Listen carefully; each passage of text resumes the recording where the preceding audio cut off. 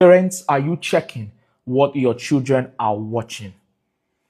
Just yesterday evening, I saw a video, it's a clip from a Jurassic World cartoon.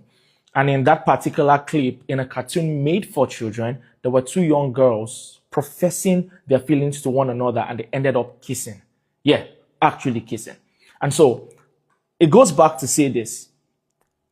Parents, are you checking what your children are watching? You know, back in the day, in the 80s and in the 90s, a very good way to parent is to check the company that your children keep, who they're with, where they go to play, and so on and so forth.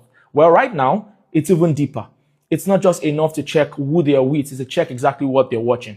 Now, gone are the days where you just leave your children with cartoons and feel like, oh, they're watching cartoon, they're fine. And so I can go ahead and go and do anything that I want to do. Well, now you have to sit down with the cartoons to watch. And if possible, even take drastic measures. I don't blame parents these days if they insist that their children aren't going to watch TV anymore. Because tell me why almost every single children cartoon now seem to be corrupted one way or another with the wrong ideologies.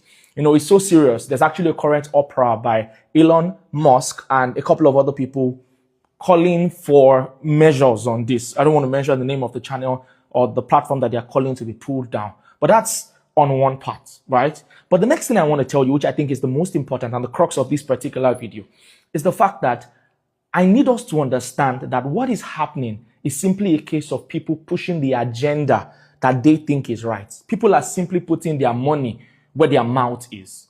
Now, if you go check how much, for example, it takes to work on a Jurassic Park video, I'm giving an example now. Jurassic Park movie, the one that just came out, cost about 180 million to 220 million. And the previous release in 2020 cost about $400 million. That's what I'm talking about now. Dollars. It costs a whole lot of money to birth these things and put them to life. But here's the thing. These projects are backed by financiers. These projects are backed by people who will do all the things possible to ensure that the ideology they're seeking to promote, the agenda they're trying to push, is pushed. Now, I said all of this to say this. Many times, particularly as Christians, when we see stuff like this, we're quick to say, oh my God, Jesus, look at what our children are watching. And what we do all this all together is to abandon the viewing, right? Abandon that, sector and go, oh my God, cartoons are now bad, and you label them.